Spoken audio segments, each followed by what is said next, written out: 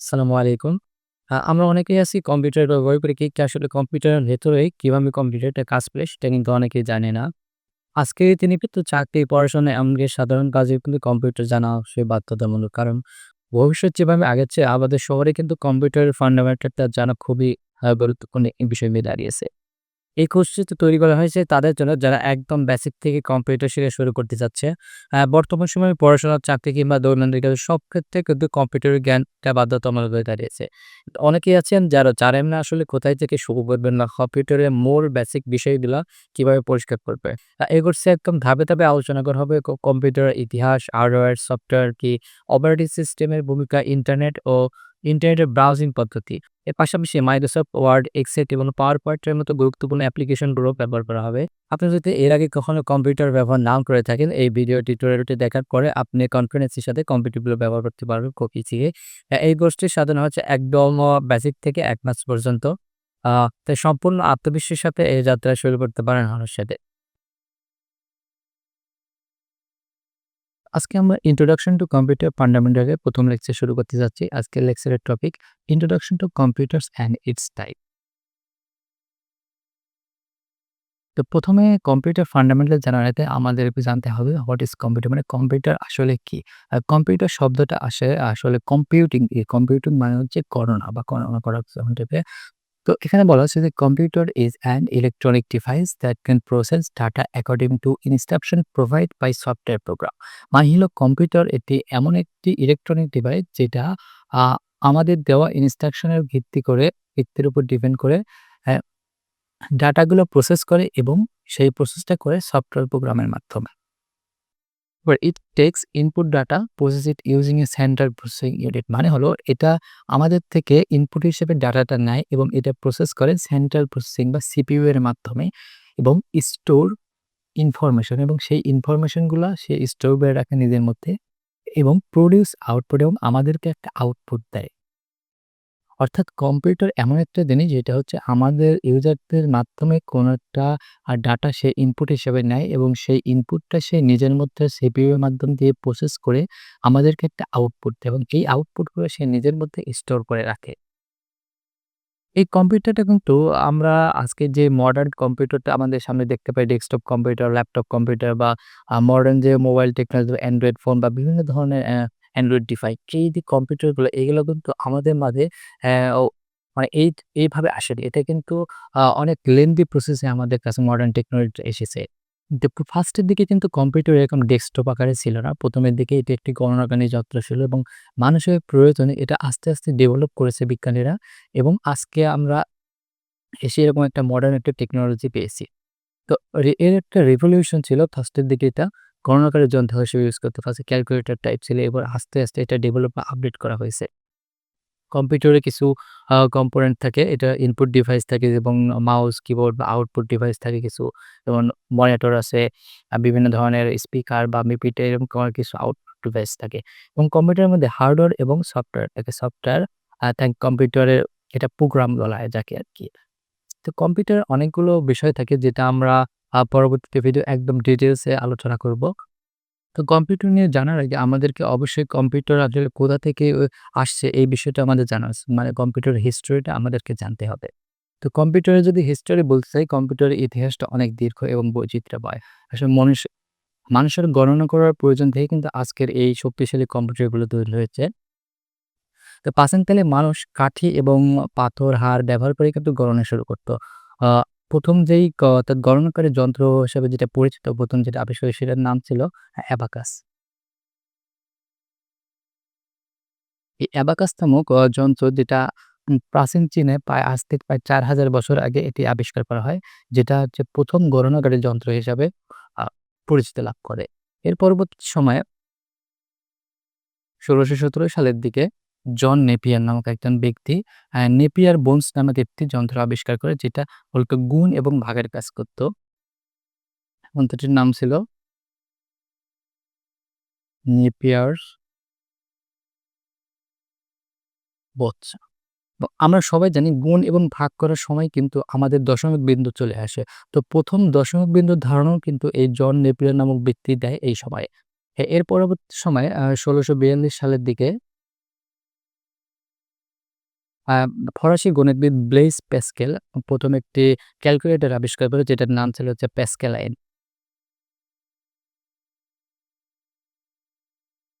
Pascal আইন নামক একটি ক্যালকুলেটর আবিষ্কার করে।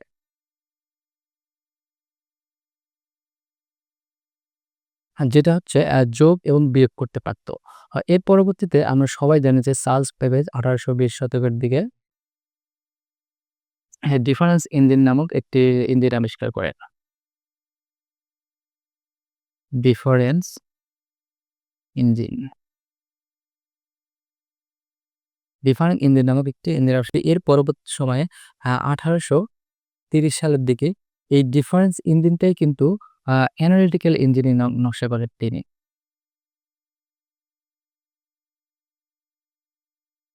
Analytical engine. ইঞ্জিনের নকশা করেন।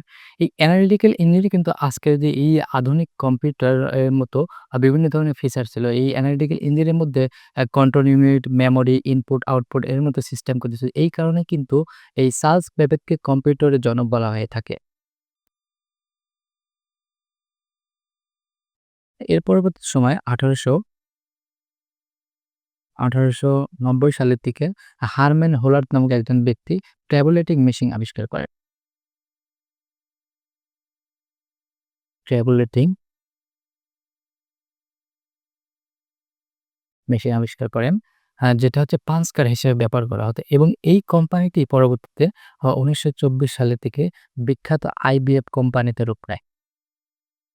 অর্থাৎ কম্পিউটারের হিস্টোরিটা কিন্তু একদম সেই আদিম যুগ থেকে ফার্স্টের দিকে গণনার অর্থাৎ মানুষের গণনা করার প্রয়োজন থেকে মানুষ গণনাকারী যন্ত্র আবিষ্কার করে এবং এই যন্ত্রটাই আস্তে, আস্তে মানুষের প্রয়োজনে কম্পিউটারের রূপ নেয়।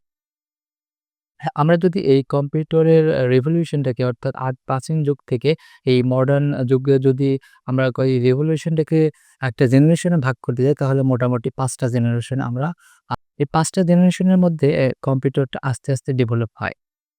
তো আমরা এই ৫ টা জেনারেশন নিয়ে একটু জানবো কিভাবে এই ৫ টা জেনারেশনের মধ্যে কম্পিউটারগুলো আসলে ডেভেলপ হলো। কম্পিউটারের এই ১ম যে জেনারেশন, ফার্স্ট জেনারেশন যেটাকে বলা হয়, ফার্স্ট জেনারেশন এই জেনারেশনে একটা নাম দেওয়া ছিল। এই যে অর্থাৎ ফার্স্ট জেনারেশনটা ছিল হচ্ছে ভ্যাকুয়াম টিউবের যুগ। Vacuum tube. তো ফার্স্ট জেনারেশনটা ছিল ভ্যাকুয়াম টিউবের যুগ। কারণ হলো এই যুগের প্রধান টেকনোলজি ছিল ভ্যাকুয়াম টিউব। মানে ভ্যাকুয়াম টিউব ইউজ করে ডিভাইসগুলো বানানো হতো। এবং এই ডিভাইসের কিছু বৈশিষ্ট্য ছিল, ফিচার ছিল যে এটা অনেক বড় জায়গা দখল করত। আ মানে একটা ঘরের সমান জায়গা দখল করে। আমরা কিন্তু আম ও ছোটকালে পড়েছি যে আগের যুগের যে কম্পিউটারগুলো ছিল এগুলো অনেকটা বড় ঘরের সমান জায়গা দখল করত। অ অর্থাৎ সেই কম্পিউটারগুলো কিন্তু ৫ টা দিকে ভ্যাকুয়াম টিউব ব্যবহার করতে হতো। ভ্যাকুয়াম টিউবের মাধ্যম দিয়ে এই কম্পিউটারগুলো বানানোর ফলে প্রচুর জায়গা দখল করত এবং এর আরো একটা বড় যে ফিচারটা সেটা হচ্ছে প্রচুর পরিমাণে ইলেকট্রিসিটি খরচ হতো বা বিদ্যুৎ খরচ হইতো এবং এটি খুব দ্রুত গরম হয়ে যাইত। আ অর্থাৎ ফার্স্ট জেনারেশনের যেই যুগটা বলে সেটা হচ্ছে ভ্যাকুয়াম টিউবের যুগ। এই যুগে মানুষ যেই ভ্যাকুয়াম টিউব ইউজ করে টেকনোলজিগুলো বানাতো, এগুলো কিছু অ মানে ব্যাড ফিচার বলা চলে। এটা অনেক বড় আকার ছিল, প্রচুর পরিমাণে বিদ্যুৎ খরচ করত এবং খুব দ্রুত গরম হয়ে যেত। কিছু উদাহরণ যদি জানি আমরা দেখি, ওই যে ENIAC নামক একটি কম্পিউটার ছিল এবং ইউনিভ্যাক। ইউনিভ্যাক 1 এই ২ টা কম্পিউটার ভ্যাকুয়াম টিউব ইউজ করে কিন্তু আ বানানো হয় এবং এই ইউনিভ্যাক এই কম্পিউটারটা কিন্তু ১ম বাণিজ্যিকভাবে সকল কম্পিউটার হিসেবে লঞ্চ করা হয়। এর পরবর্তীতে 2nd জেনারেশন আমরা যদি যাই, অর্থাৎ ফার্স্ট জেনারেশনটা ছিল ১৯৪০ থেকে ১৯৫৬ সালের দিকে এবং 2nd জেনারেশনটা ছিল ১৯৫৭ থেকে ১৯৬৩ সালের দিকে। অর্থাৎ এই সেকেন্ড জেনারেশনের যে যুগটা এটাকে একটা বড় বিপ্লব হয়ে আসে। তো এই সেকেন্ড জেনারেশনে একটা খুব গুরুত্বপূর্ণ একটা টেকনোলজি আবিষ্কার হয় যেটির নাম ছিল হচ্ছে ট্রানজিস্টর। অর্থাৎ এই সেকেন্ড জেনারেশনকে বলা হচ্ছে ট্রানজিস্টরের যুগ। কারণ এই যুগের প্রধান যে টেকনোলজি সেটা ছিল হচ্ছে ট্রানজিস্টর। এই ট্রানজিস্টর ইউজ করার ফলে কম্পিউটারের আকারটা অনেকটা ছোট হয়ে আসে। এবং অর্থাৎ কম্পিউটারের যে স্পিড, এই স্পিডটা অনেক বাড়ে এবং যে কম্পিউটার বানানোর যে কস্ট অর্থাৎ খরচ, সেই খরচটা অনেকটা কমে যায়। এবং এই 2nd জেনারেশন এসে কিন্তু কম্পিউটার অনেকগুলো প্রোগ্রামিং ল্যাঙ্গুয়েজ আবিষ্কার হয়। যেমন COBOL, Fortran এর মতো ল্যাঙ্গুয়েজগুলো আবিষ্কার করা হয়। 2nd জেনারেশনের কিছু পিসির এক্সাম্পল যদি দেখি, IBM 1620 এবং CDC 1604, এই কম্পিউটারগুলো ছিল ট্রানজিস্টর দিয়ে বানানো। এর পরবর্তীতে আসে থার্ড থার্ড জেনারেশন এবং এই জেনারেশনটা ছিল ১৯৬৪ থেকে ১৯৭১ সালের দিকে। অর্থাৎ যুদ্ধের সময়কাল পর্যন্ত। এবং এই যুগটা অর্থাৎ আরো বড় একটা বিপ্লব হয় এবং ট্রানজিস্টর আবিষ্কারের ফলে থার্ড জেনারেশনে এসে আইসি আবিষ্কার করা হয়। মানে ইন্টিগ্রেটেড সার্কিট বলা হয় যেটাকে। এই আইসি আবিষ্কারের ফলে কম্পিউটার অর্থাৎ টেকনোলজিতে অনেক বড় একটা বিপ্লব ঘটে। এবং এই যুগের অর্থাৎ যে প্রধান বৈশিষ্ট্য ছিল সেটা হচ্ছে এই আইসি আবিষ্কারের পরে একটা চিপের মধ্যে অনেকগুলো অর্থাৎ ট্রানজিস্টর বসানো যেত এবং এর পরবর্তীতে প্রত্যেকটা ডিভাইসে আইসি ব্যবহার শুরু করা হয়। অর্থাৎ এই আইসি ব্যবহারের ফলে কম্পিউটারের অনেকগুলো ফিচার বেড়ে যায়। এতে কম্পিউটার অনেক শক্তিশালী হয় এবং অনেকটা ছোট হয়ে আসে। এবং আ এই যে থার্ড জেনারেশন, এই থার্ড জেনারেশন এ আসার পরে কিন্তু মাউস এবং কিবোর্ডের ব্যবহারটা কিন্তু জনপ্রিয় হয়ে ওঠে। কারণ এটা আস্তে, আস্তে মডার্ন কম্পিউটারে রূপ নিতে থাকে। মাউস এবং কিবোর্ডের ব্যবহারটা খুবই জনপ্রিয় হয়ে হচ্ছে এই থার্ড জেনারেশনে এবং এই জেনারেশনের কিছু কম্পিউটার ছিল যেমন IBM 360 সিরিজ যে কম্পিউটার ছিল এবং Honeywell 6000 নামের একটা কম্পিউটার ছিল। Honeywell 6000 series. এই কম্পিউটারগুলো হচ্ছে থার্ড জেনারেশনে আবিষ্কৃত হয় যেগুলো আইসি ব্যবহার করে বানানো হতো। এরপর আসে ফোর্থ জেনারেশন। এই ফোর্থ জেনারেশনটা ছিল অর্থাৎ যুদ্ধের সময়কাল পরের থেকে ১৯৭১ থেকে ১৯৮০ সালের দিকে। এই জেনারেশনে এসে আরো বড় একটি বিপ্লব ঘটে, যেটা হলো মাইক্রো প্রসেসরের যুগে চলে আসে। অর্থাৎ ফোর্থ জেনারেশনে এসে মাইক্রো প্রসেসর বিজ্ঞানীরা আবিষ্কার করে।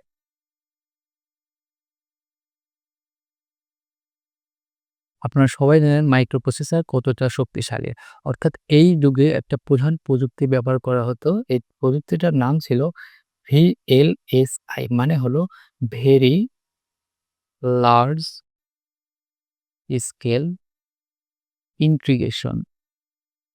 ভেরি লার্জ স্কেল ইন্টিগ্রেশন মানে হলো একটা চিপের মধ্যে অর্থাৎ মাত্র একটা চিপে লাখ, লাখ ট্রানজিস্টর বসানো যেত, যাকে সাধারণত মাইক্রো প্রসেসর বলা হয়ে থাকে। অর্থাৎ এই কম্পিউটারগুলোর অনেক বৈশিষ্ট্য ছিল। সেটা হচ্ছে এই 4th জেনারেশনে এসে মাইক্রো প্রসেসর ব্যবহারের পর থেকে আমরা যেই পার্সোনাল পিসি গুলো ইউজ করি, এই পার্সোনাল পিসি বিপ্লবের শুরুটা কিন্তু এই 4th জেনারেশনে এসে হয়।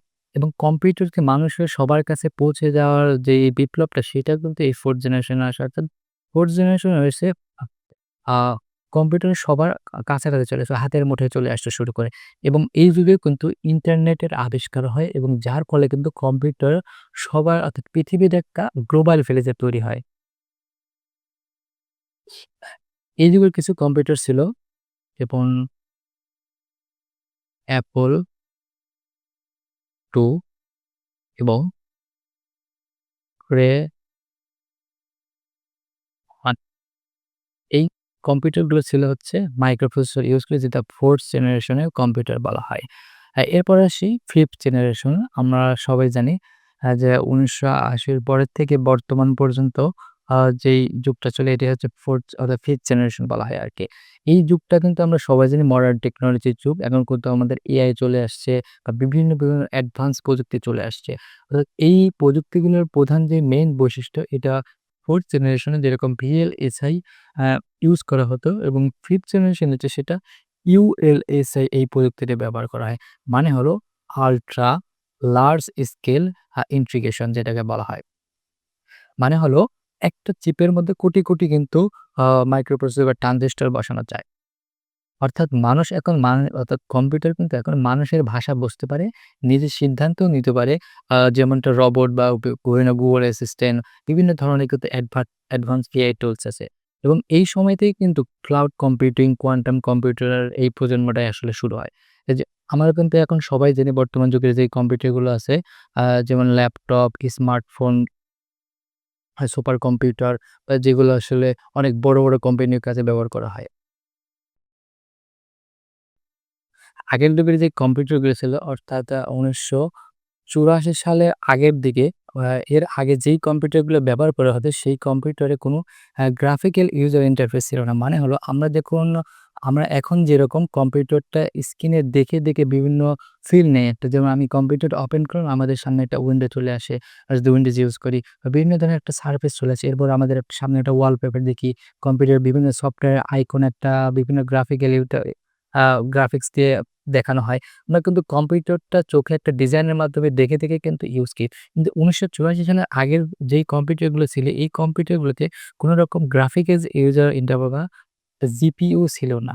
যার কারণে কম্পিউটারটা শুধুমাত্র একটা ক্যালকুলেটর টাইপের, যেরকম ফিল সেরকম একটা আ সেরকমভাবে ইউজ করতে ইউজাররা। কিন্তু ১৯৮৪ সালের পরে Apple যখন মার্কেন্টিস বাজারে আনে তখন কিন্তু গ্রাফিক্যাল ইউজার ইন্টারফেস বা জিপিইউ সবচেয়ে জনপ্রিয় হয়। যার ফলে মানুষ কিন্তু সহজেই ছবি দেখে কম্পিউটার চালাতে শুরু করে।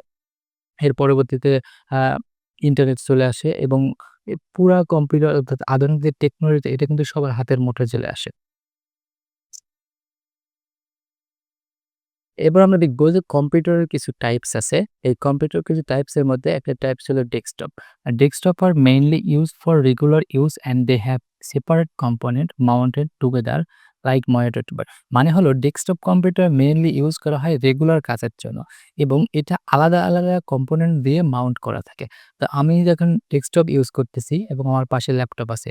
তো আমার ল্যাপটপের মধ্যে কিন্তু যেই কম্পোনেন্ট গুলো আছে সেগুলো কিন্তু একসাথে মার্জ করে মা মাউন্ট করা এবং আমার ডেস্কটপে কিন্তু প্রত্যেকটা আ অর্থাৎ কম্পোনেন্ট আলাদা, আলাদাভাবে সেট করা আছে। যেমন সিপিইউ আলাদা করা, RAM আলাদা করা বা SSD আলাদা করা। প্রত্যেকটা কম্পোনেন্ট গুলো আলাদা, আলাদাভাবে মাউন্ট করা। কিন্তু ডেস্কটপ কম্পিউটারে বা কিন্তু ল্যাপটপ কম্পিউটার কিন্তু এরকম থাকে না। অর্থাৎ ডেস্কটপ কম্পিউটার হচ্ছে সেপারেট কম্পোনেন্ট মাউন্ট থাকে একসাথে।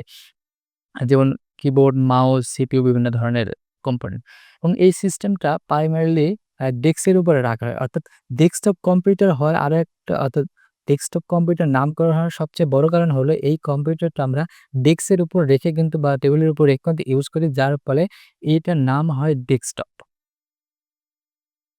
এরপর আমরা দেখব ল্যাপটপ যেটা আমি কিছুক্ষণ আগে বললাম। যে laptop are portable version of desktop মানে ডেস্কটপের পোর্টেবল ভার্সন হচ্ছে ল্যাপটপ। মানে হলো এটা আমরা যেকোনো জায়গায় ইউজ করতে পারবো। মানে আমরা এটা ট্রাভেল করার সময় নিয়ে যেতে পারি। অর্থাৎ যেখানে যাই আমরা সাথে করে এটা নিয়ে যেতে পারি। With all component integrated into a single unit. মানে হলো একটা সিঙ্গেল ইউনিটের মধ্যে কম্পিউটারের প্রত্যেকটা কম্পোনেন্ট করে ইন্টিগ্রেট করা থাকে এবং আমি চাইলে সেটা খুলতে পারতেছি না। এরপর আসা হচ্ছে আরেকটা সবচেয়ে গুরুত্বপূর্ণ একটি কম্পিউটার যেটা আমরা সচরাচর সবাই চিনি না বা খুব অল্প সাধারণ মানুষ এটা নিয়ে জানে। এবার সার্ভার কম্পিউটার যেটাকে বলা হয়। Server are special types of computer that are used in manage network resource. এটা মেইনলি এই কম্পিউটারটা কাজ করা হয় নেটওয়ার্কটা ম্যানেজমেন্ট করার জন্য। আমরা কিন্তু আমাদের কম্পিউটার যখন ইউজ করি আমরা কিন্তু তখনই শুধু কম্পিউটার অন করে আমাদের কাজ শেষ হলে কিন্তু আমরা কম্পিউটারটা ক্লোজ করে রেখে দেই। কিন্তু সার্ভার কম্পিউটার কিন্তু কখনো ক্লোজ হয় না। এটা 24 আওয়ার্স চলতেই থাকে। কখনো এটা স্টপ হয় না। তো হচ্ছে they provide service to other system and computer এবং এই সার্ভার কম্পিউটারের ক্ষমতাটা অনেক বিশাল। এটা অনেক ইন্টারনেটের সকল বিষয় ম্যানেজমেন্ট করে এবং এই কম্পিউটারটা অন্য কম্পিউটারদেরকে সার্ভিস দেয়। Some of the primary server include creating database, hosting মানে এই যে আমরা বিভিন্ন ওয়েবসাইট হোস্ট করে রাখি কোনো একটা সার্ভারে সেই অর্থাৎ একটা কম্পিউটারের মধ্যে কিন্তু এই সার্ভারটা বিল্ড করা থাকে। এটা হচ্ছে আলাদাভাবে সার্ভার কম্পিউটার নামে পরিচিত এবং এই কম্পিউটারগুলো 24 আওয়ার্স অ্যাক্টিভ থাকে যার কারণে আমরা ইন্টারনেটে যদি কোনো সার্ভারে যদি আমরা কোনো ওয়েবসাইট হোস্ট করি, আমরা যখন ইচ্ছা তখন ইন্টারনেটে সার্চ দিলে কিন্তু আমরা সেই ওয়েবসাইটটা দেখতে পারতেছি। যদি এটা সার্ভার কম্পিউটারে না করে কোনো অর্থাৎ লোকাল কম্পিউটারে করা হতো তাহলে কিন্তু যখন শুধু পিসিটা অন থাকবে তখন শুধু আমরা দেখতে পারতাম।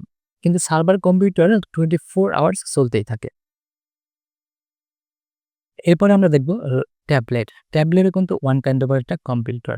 ট্যাবলেট আর ইভেন মোর দ্যান পোর্টেবল দেন ল্যাপটপ। মানে হচ্ছে এটা ল্যাপটপের থেকে অনেকটা পোর্টেবল এবং they are smaller than laptop but larger then smartphone. মানে হচ্ছে এটা ল্যাপটপ এবং স্মার্টফোনের মাঝামাঝি একটা পর্যায়ের ডিভাইস। এবং they came with touch screen which makes them perfect at browsing with কম্পিউটারের মতো অত আ কম্পিউটারের মতো খুব হাই কনফিগারেশন এ কাজ করা না গেলেও এটা কম্পিউটারের বেসিক যে কাজগুলো সেগুলো এখানে করা পসিবল। এরপর আরো ধরনের স্মার্ট কম্পিউটার আছে যেটা স্মার্টফোন, গেম কনসোল বা স্মার্ট টিভি এগুলোও কিন্তু ওয়ান কাইন্ড অফ কম্পিউটার বলা চলে। শুধুমাত্র কিন্তু কম্পিউটারের টাইপস এগুলো না, কম্পিউটারের আরো কিছু ক্যাটেগরি আছে। আমরা যদি কম্পিউটার কাদের উপর ভিত্তি করে ক্যাটেগরাইজ করি তাহলে আমরা অনেকগুলো ক্যাটেগরি পাবো।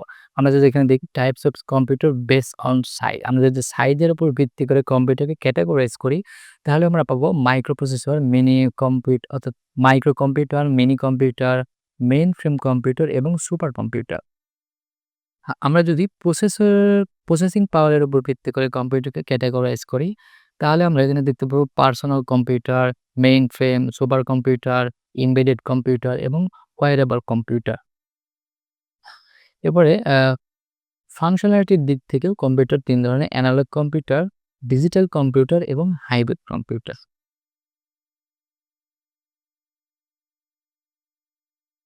এবার আমরা কম্পিউটারটা নিয়ে আমরা মোটামুটি জানলাম এবং কম্পিউটারের মধ্যে আসলে কি, কি কম্পোনেন্ট থাকে এই কম্পোনেন্টগুলো আমাদেরকে জানতে হবে। অর্থাৎ যে কম্পোনেন্টগুলো থাকে সেগুলোকে সাধারণত হার্ডওয়্যার কম্পোনেন্ট বলা হয়ে থাকে কম্পিউটারে। তো কম্পিউটারের হার্ডওয়্যার কম্পোনেন্টের মধ্যে কিছু জিনিস থাকে যেটা মেইন যেই ডিভাইস অর্থাৎ মেইন যে টেকনোলজি ইউজ কি সেটা হচ্ছে সিপিইউ। সিপিইউ বলতে বোঝাচ্ছে সেন্ট্রাল প্রসেসিং ইউনিট। এটার মানে হচ্ছে সিপিইউ আর often refer at the brain of computer. সিপিইউকে কম্পিউটারের ব্রেইনের সাথে তুলনা করা হয়। কারণ হলো আমরা মানুষের মস্তিষ্ক যেমন সব তথ্য বিশ্লেষণ করে সিদ্ধান্ত নেয়, সিপিইউ ঠিক তেমনি কিন্তু অর্থাৎ কম্পিউটারের সমস্ত কাজ পরিচালনা করে।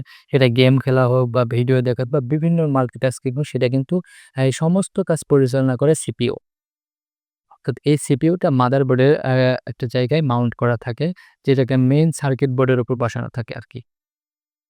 সিপিইউর কিছু আমরা যদি বৈশিষ্ট্য জানার চেষ্টা করি, সিপিইউর ৩ টা অংশ থাকে। যেমন আমি বললাম সিইউ, এএলইউ এবং আ যেটাকে বলা হয় মেমোরি ইউনিট আরকি। তো সিইউটা কাজ করে হচ্ছে ট্রাফিক পুলিশের মতো। মানে ট্রাফিক পুলিশ যেমন নির্দেশনা দেয় অর্থাৎ কোন গাড়িটা কোন রাস্তায় ঢুকবে, কোন গাড়ি কখন থামবে। সেমন সিইউটা অর্থাৎ কন্ট্রোল ইউনিটও কিন্তু এই ট্রাফিক পুলিশের মধ্যে নির্দেশ দেয় কোন কাজ কখন করতে হবে, কিভাবে করতে হবে। এরপরে এএলইউ বা অ্যারিথমেটিক লজিক ইউনিটটা কাজ করে হচ্ছে কম্পিউটারের যে গাণিতিক যে সমস্যাগুলো আছে এবং যোগ, বিয়োগ, গুণ, ভাগ বা লজিক্যাল যে ডিসিশনগুলো নেওয়া প্রয়োজন সেই ডিসিশনগুলো নেয়ার কাজ করে হচ্ছে এই এএলইউ বা অ্যারিথমেটিক লজিক ইউনিট। এবং মেমোরি ইউনিট থাকে একটা, মেমোরি ইউনিট যেটাকে বলা হয়, সেটা হচ্ছে অর্থাৎ কম্পিউটারের কাজ চলাকালীন সময় যে প্রয়োজনীয় যে ডাটাগুলো থাকে সেটা টেম্পোরারি স্টোর করে রাখার জন্য যাতে দ্রুত কাজটা সম্পন্ন করা যায় সেজন্য এখানে একটা কিছু তথ্যগুলো স্টোর করে রাখা হয়। এখন আমরা জানবো যে সিপিইউটা আসলে কিভাবে কাজ করে। সিপিইউ মূলত ৪ টা ধাপে কাজ করে যেটাকে বলা হয় ফেজ, ডিকোড, এক্সিকিউট এবং স্টোর। এই ৪ টা ভাবে সিপিইউ কাজ করে মূলত। তো ফ্রেজ বলতে বোঝানো হয় হচ্ছে ১ম এ RAM থেকে বাইনারি সংখ্যায় নির্দেশ সংগ্রহ করা। বাইনারি সংখ্যা বলতে কম্পিউটার কিন্তু বাইনারি সংখ্যা ছাড়া অন্য কোনো সংখ্যা বোঝে না। মানে হলো কম্পিউটার 1 এবং 0 ছাড়া অন্য কোনো ভাষা বা ল্যাঙ্গুয়েজ সে বুঝতে পারে না। কারণ হলো কম্পিউটারের যে মেইন সিস্টেম সেটা হচ্ছে তাকে এই 1 অর্থাৎ বাইনারি সংখ্যায় তাকে ইনস্ট্রাকশন নেওয়ার তাকে শেখানো হয়েছে। আমরা অনেকেই ভাবি যে আমরা যেহেতু কম্পিউটারটা ইংরেজিতে লেখা আছে আমরা হয়তো ভাবি কম্পিউটার হয়তো ইংরেজি বোঝে। কিন্তু না, কম্পিউটার শুধুমাত্র 0 এবং 1 ছাড়া আর অন্য কোনো কিছু বোঝে না। আমরা যখন তাকে ইংরেজিতে কোনো কমান্ড দেই সেই কমান্ডটা তখন বাইনারি কোডে রূপান্তর হয় এবং তার পরবর্তীতে কম্পিউটার যে সিস্টেম আছে সেটা তখন বোঝে যে ইউজার আমাকে কি কমান্ড দিয়েছে এখানে। তো এইভাবে ফ্রেজটা কাজ করে এবং এরপরে আসি ডিকোড। মানে ডিকোড বলতে আমি বললামই। অর্থাৎ অ্যারিথমেটিক লজিক ইউনিটের সাহায্যে সে নির্দেশটা আরকি বিশ্লেষণ করে যে আসলে ইউজার আমাদের কি করতে বলেছে বা কি ইনস্ট্রাকশন দিয়েছে আমাকে, সেটা ডিকোড করা হয়। এর পরবর্তীতে এক্সিকিউট করা হয়। মানে সেই কাজটা আসলে করে দেখানো হয়। মানে ইউজার যে আমাকে ইনস্ট্রাকশনটা দিয়েছে, সেটা আমাকে এখানে কমপ্লিট করা হয়। এই কমপ্লিট করার পরে যদি ইউজার আমাকে সেই অর্থাৎ ডাটাগুলো স্টোর করতে বলে, আমি সেই ডাটাগুলো স্টোর করে রেখে রেখে দেয়।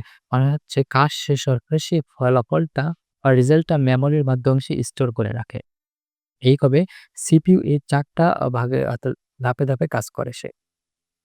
সিপিইউ এর কিছু টাইপস আছে, ক্যাটেগরি আছে। অর্থাৎ আমরা ৩ ধরনের সিপিইউ দেখতে পাই সাধারণত। একটা হচ্ছে single core CPU, single core CPU এবং ডুয়াল কোর সিপিইউ, তারপর হচ্ছে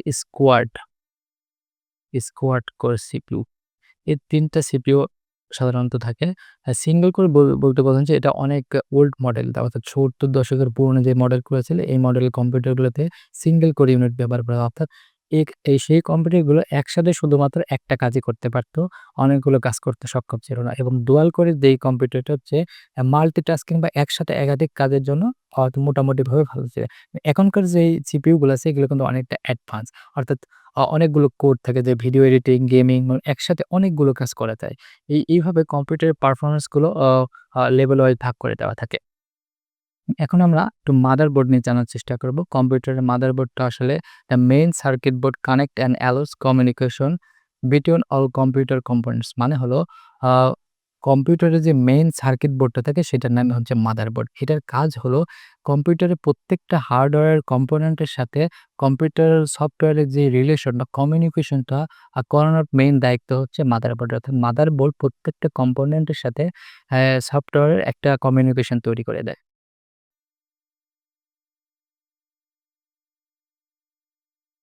মাদারবোর্ড।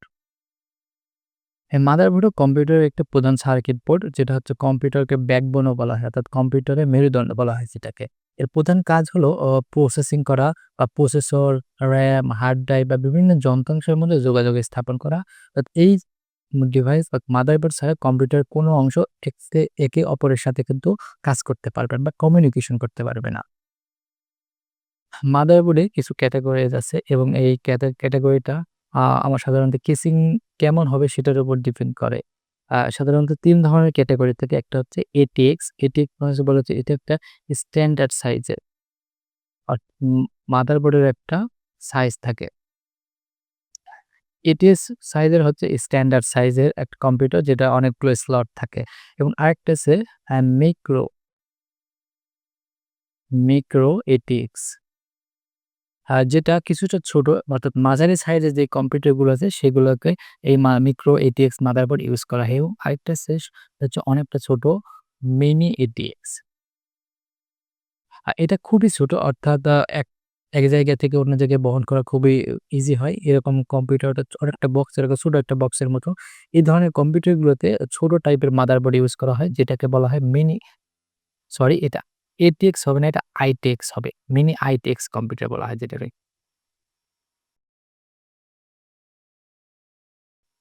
এটা মিনি ITX কম্পিউটার,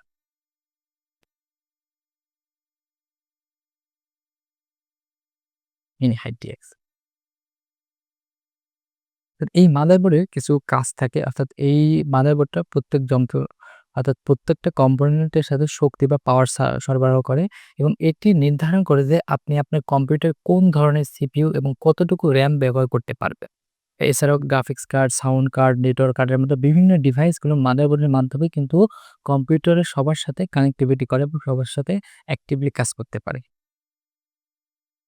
আ মাদারবোর্ডে কিছু গুরুত্বপূর্ণ বিষয় আছে যেগুলো হচ্ছে স্লট বা কম্পিউটারে মাদারবোর্ডে কি, কি থাকে এটা যদি আমরা যখন হার্ডওয়্যার এবং সফটওয়্যার নিয়ে ডিটেইলস আলোচনা করব তখন আমরা মাদারবোর্ডটা দেখে আসলে জানার চেষ্টা করব কোন দিকে কি থাকে।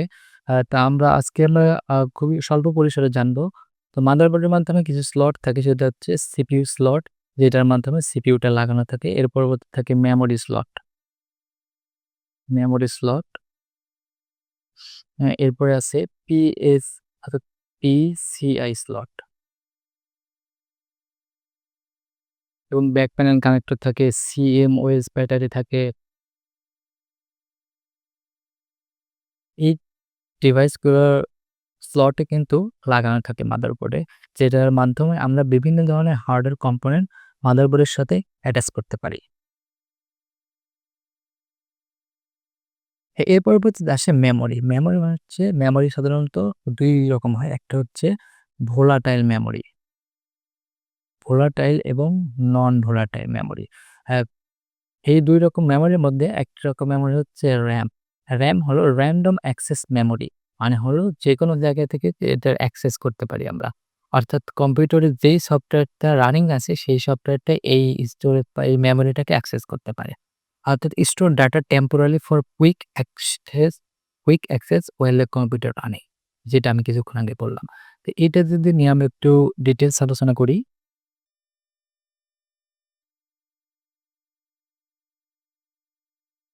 তো র‍্যামের পূর্ণরূপ আমরা কিছুক্ষণ আগে দেখলাম যে র‍্যান্ডম অ্যাক্সেস মেমোরি। এটা হচ্ছে কম্পিউটারের প্রাইমারি মেমোরি হিসাবে কাজ করে। মানে হলো আমার কম্পিউটারে আমি যখন কোনো সফটওয়্যার অ্যাক্টিভ ওপেন করি, তখন সেটা র‍্যামের মাধ্যমে চলে। অর্থাৎ র‍্যামটাকে আমরা যদি আ রিয়াল লাইফ উদাহরণের সাথে মিলাতে যাই, তাহলে আমরা র‍্যামটাকে আমি ক্লাসের ব্ল্যাকবোর্ডের সাথে তুলনা করতে পারি। কারণ হলো আমরা যখন স্কুল কলেজে পড়তাম, আমাদের টিচাররা কিন্তু ক্লাস নিতে আসতেন। ক্লাসে আসার পরে ব্ল্যাকবোর্ডে কিন্তু আমাদের অনেক কিছু লিখে বোঝাইতেন। অর্থাৎ যখন ক্লাস শুরু হইতো, আ যে ক্লাসটাই শুরু হইতো তখন স্যার এসে টিচার এসে আমাদের ব্ল্যাকবোর্ডে কিছু লেখাতো এবং আমরা কিন্তু সেগুলো নিজেরা খাতায় তুলতাম। অর্থাৎ র‍্যামকে আমরা এই ব্ল্যাকবোর্ডের সাথে তুলনা করতে পারি। কারণ হলো RAM-এর যে বৈশিষ্ট্য সেটা কিন্তু ব্ল্যাকবোর্ডের সাথে মিলে যায়। RAM-এর বৈশিষ্ট্য হলো আমরা যখন কোনো RAM অর্থাৎ সফটওয়্যার রানিং করব, তখন সেই সময় শুধুমাত্র RAM সেই সফটওয়্যারের মেমোরিটা ইউজ করবে, রানিং রাখবে। আমরা যদি সেই সফটওয়্যারটা ক্লোজ করে দেই এবং সেই সফটওয়্যারের যে ডাটাগুলো আসে সেগুলোর সাথে, সাথে RAM থেকে একদম মুছে যাবে। এবং আমি যদি আবার অন্য কোনো সফটওয়্যার রানিং করি, সেই সফটওয়্যারের ডাটাগুলো আবার RAM-এ স্টোর হবে। আবার যদি সেই সফটওয়্যারটা ক্লোজ করে দিই, RAM থেকে সেই সব ডাটা মুছে যাবে। মানে এটা হচ্ছে ভোলাটাইল মেমোরি, যেটাকে বলে অস্থায়ী মেমোরি।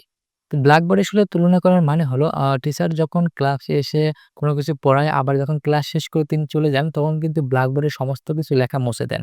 আবার পরবর্তীতে যখন অন্য সাবজেক্টের ক্লাস হয়, তখন কিন্তু অন্য টিচার এসে অন্য কোনো সাবজেক্টের বিষয় ব্ল্যাকবোর্ডে লেখেন।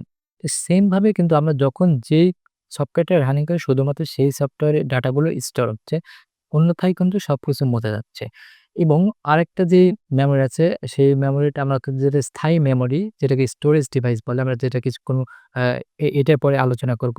স্টোরেজ ডিভাইসটা কিন্তু আমাদের খাতার সাথে তুলনা করতে হবে। অর্থাৎ যেটাকে আমরা আ লেখার পরে সেটা কিন্তু আমরা সহজে মুছে ফেলতে চাই। সহজে কিন্তু মুছে যায় না। আমরা কিন্তু স্টোর করে অর্থাৎ অনেকদিন রাখতে পারি। তো র‍্যামের কিছু টাইপস আছে। এটা সাধারণত ২ টাইপের হয়। একটা হচ্ছে SRAM এবং DRAM। হ্যাঁ, SRAM-টা সাধারণত একটু দামি হয়ে থাকে। কারণ এর পারফরম্যান্সটা অনেক ভালো। এটা কোনো রিফ্রেশ করার প্রয়োজন হয় না। অটো রিফ্রেশ হয় এবং সাধারণত প্রসেসরের ভেতরে কেস মেমোরি হিসাবে ব্যবহার করা হয় এটা। এবং DRAM-টা কিছুটা মানে কস্ট সেভিং আরকি, কম দামের মধ্যে। এখন বর্তমানে RAM-এর বাজার কিন্তু অনেক হাই। বর্তমানে একটা DDR5 RAM কিনতে কিন্তু একটা গ্রাফিক্স কার্ডের সমান টাকা খরচ করতে হয়। অর্থাৎ এই DRAM-টা SRAM এর থেকে কিছুটা ধীর গতিসম্পন্ন আ এবং প্রতি সেকেন্ডে ১০০০ বার এটা রিফ্রেশ করতে হয়। এটি আমাদের কম্পিউটারের মেইন মেমোরি বা RAM হিসাবেই ব্যবহৃত হয়। যেমন এর কিছু DRAM এর এক্সাম্পল DDR3, DDR4 এবং DDR5, যেটা আ বর্তমানে চলতেছে বেশি আরকি। এর পরবর্তীতে আরো আপডেটেড ভার্সন আসবে DDR6, DDR7, এরকম অনেক আপডেটেড ভার্সন আসবে পরবর্তীতে। আমরা যে র‍্যামটা ইউজ করেছি এটা একটু স্টোরেজ ডিভাইস থাকে কিছুটা লিমিটিং। যেমন আ 4 বা 8 জিবি থেকে শুরু করে 16 জিবি, 32 জিবি, 64 জিবি, এরকম র‍্যামের কিছু ভেরিয়েন্ট আছে। এর পরবর্তীতে স্টোরেজ ডিভাইস দেখব, যেটা হচ্ছে হার্ড ডিস্ক। মানে হার্ড ডিস্ক আগের কম্পিউটারগুলোতে ব্যবহার করা হতো, এখন খুব একটা ব্যবহার করা হয় না এটা। কারণ এখন এসএসডি কার্ড চলে এসেছে, মানে সলিড স্টেট টাইপ। এই এসএসডি কার্ড হার্ড ডিস্কের থেকে অনেক ফাস্ট। যার কারণে এইটা এখন বর্তমানে বেশি জনপ্রিয় হয়ে উঠছে। যেমন আমার কম্পিউটারে 1 টিবি এসএসডি কার্ড লাগানো আছে। আমার কম্পিউটারে কোনো হার্ড ডিস্ক নেই। কারণ হচ্ছে এসএসডি কার্ডের পারফরম্যান্সটা হার্ড ডিস্ক থেকে অনেকটা বেটার। এরপর আসি ইনপুট ডিভাইস অর্থাৎ কম্পিউটারের কিছু ইনপুট ডিভাইস আছে যেগুলোর মাধ্যমে আমরা কম্পিউটারকে কোনো ইনস্ট্রাকশন দিতে পারি। যেমন কিবোর্ড, মাউস বা স্ক্যানার এবং আউটপুট ডিভাইসের মধ্যে যেই ডিভাইসের মাধ্যমে আমি কম্পিউটারের আউটপুটটা চোখে দেখতে পারি বা শুনতে পারি সেটা হচ্ছে আউটপুট ডিভাইস। যেমন প্রিন্টার, স্পিকার, মনিটর এগুলো হচ্ছে আউটপুট ডিভাইস। এবার আমরা দেখব আসলে কম্পিউটারের সফটওয়্যারটা অর্থাৎ হার্ডওয়্যার কম্পিউটার সফটওয়্যারের সাথে কিভাবে কাজ করে। বলা হচ্ছে when you give input the hardware send it input to the software মানে হলো যখন আমি কোনো ইনস্ট্রাকশন কম্পিউটারকে দিচ্ছি সেই ইনস্ট্রাকশনটা হার্ডওয়্যার কি করতেছে কম্পিউটারে থাকা সফটওয়্যারের কাছে সে দিয়ে দিচ্ছে এবং the software then convert input in machine readable language. যেটা আমি কিছুক্ষণ আগে বললাম যে আমি যদি কোনো ইনস্ট্রাকশন দেই তাকে সেটা সে আগে বাইনারি কোডে রূপান্তর করবে এবং এই যার নাম হচ্ছে মেশিন রিডেবল ল্যাঙ্গুয়েজ অর্থাৎ মেশিন যেই কোডটা বোঝে মেশিন শুধু 0 এবং 1 এর যে ভাষা অর্থাৎ বাইনারি কোডটাই শুধু বোঝে। সেই ভাষায় রূপান্তর করার পর সেটা সিপিইউ ক্যান প্রসেস এবং সিপিইউ এর মাধ্যমে সেটা প্রসেসিং হবে। And the output is displaying on the screen অর্থাৎ আমি আমার মনিটরে সেই আউটপুটটা দেখতে পাবো। এখানে একটা ডায়াগ্রাম দেখানো আছে অর্থাৎ কম্পিউটার কিভাবে কাজ করে। ১ম এ একটা ইনপুট দিচ্ছি আমি। সেই ইনপুটটা সিপিইউ এর সিপিইউ এর মাধ্যমে প্রসেস হচ্ছে এবং এই সিপিইউ এর মাধ্যমে প্রসেস হওয়া ডাটাটা র‍্যামের মাধ্যমে কাজ করতেছে এবং এটা আমার স্টোর করতেছে এসএসডি কার্ডের মানে যেটা হচ্ছে সেকেন্ডারি স্টোরেজ বলা হয়। এবং এই কাজটা সম্পন্ন হওয়ার পরে আউটপুট হিসাবে আমরা দেখতে পাচ্ছি। অর্থাৎ এই ডায়াগ্রামটা যদি আপনি বলেন তাহলে সহজে বুঝতে পারবেন একটা কম্পিউটার সিস্টেম কিভাবে কাজ করে। এবার আমরা সফটওয়্যার এবং হার্ডওয়্যারের মধ্যে কিছু ডিফারেন্স দেখব। সফটওয়্যারটা কি সেটা আমাদের ফার্স্ট এ জানতে হবে। Software is a set of instruction that tells computer what to do, when to do এবং হাউ টু ডু। মানে হলো সফটওয়্যার এমন একটা ইনস্ট্রাকশনের সেট মানে নির্দেশনার একটা সমষ্টি যেটা হচ্ছে কম্পিউটার কখন কি করতে হবে এবং কিভাবে করতে হবে সেই ইনস্ট্রাকশন গুলো দেয়। এক্সাম্পল হিসেবে আমরা যদি দেখি যে আমরা যখন কোনো সফটওয়্যার বা ইউজ করি যেমন Microsoft, WhatsApp, গেমিং এইগুলো কিন্তু একটা সফটওয়্যার। এগুলো যখন আমরা ইউজ করতেছি এগুলো কিন্তু বিভিন্ন ধরনের টাইপ আছে। এগুলো কিন্তু বিভিন্ন টাইপসে কাজ করে। অর্থাৎ আমি যখন যেই ইনপুটটাই দেই অর্থাৎ আমি যদি একটু উদাহরণ হিসেবে দেখাতে চাই যে ২ আর ২ যোগ করলে কিন্তু ৪ হয়। আমি যদি কম্পিউটারে ক্যালকুলেটর দিয়ে ২ আর ২ দেই তাহলে ৪ দেখাবে যোগ করলে। তো এই কাজটা আসলে কম্পিউটার সফটওয়্যার কিভাবে করে? এটা করে ১ম এ এই ২ ভ্যালুটা নেব এবং এই ২ ভ্যালুটা সে স্টোর করে এবং এর সাথে পরবর্তীতে অপারেটর নামক একটা জিনিস আছে যেটা প্লাস, মাইনাস এগুলোকে বলা হয় অপারেটর। এই অপারেটরের সাহায্যে সে আরেকটা ২ যোগ করতেছে এবং এইটা এই অ্যান্সারটা সেভ করে আমাদেরকে দেখাচ্ছে। অর্থাৎ সফটওয়্যারগুলো এভাবে কাজ করে step by step. Software mainly programming এর মাধ্যমে কাজ করে। যেটা আমরা পরবর্তীতে ডিটেইলসে আলোচনা করব পরবর্তী লেকচারে। এরপর আমরা জানব যে what is hardware? Hardware refers to physical component of computer that you can touch. Software এবং হার্ডওয়্যার চেনার সবচেয়ে সুবিধা হলো হার্ডওয়্যারের একটা সবচেয়ে বড় উদাহরণ হচ্ছে আমরা হার্ডওয়্যারকে হাত দিয়ে টাচ করতে পারি। মানে হলো আমরা কম্পিউটারের যে ডিভাইসকে আমি হাত দিয়ে টাচ করতে পারি সেটা হচ্ছে হার্ডওয়্যার এবং যেটাকে আমি টাচ করতে পারি না সেটা হচ্ছে সফটওয়্যার। মানে হচ্ছে যেই সফটওয়্যারগুলোকে আমি হাত দিয়ে টাচ করতে পারবো প্লাস দেখতেও পারবো সেটা হচ্ছে হার্ডওয়্যার। আমরা শুধু দেখতে পারবো, টাচ করতে পারবো না সেটা হলো software. It include all device and machinery required make computer function. মানে হার্ডওয়্যারগুলো সবগুলো একসাথে করলে এবং এটা কম্পিউটার ফাংশনকে চালানোর জন্য সবকিছু একসাথে কানেক্টিভিটি তৈরি করে এবং hardware perform task like storing data processing যেটা আমি কিছুক্ষণ আগে আলোচনা করলাম যেটা ডাটা প্রসেসিং করে সিপিইউর মাধ্যমে স্টোর করে ডাটা মেমোরির মাধ্যমে এবং আউটপুট হিসাবে আমাদের ডিসপ্লেতে দেখায়। তো আজকের লেকচারে এতটুকুই ছিল। আপনার যদি কোনো কোয়েশ্চেন থাকে এই বিষয়ের মধ্যে অবশ্যই জানাতে পারেন।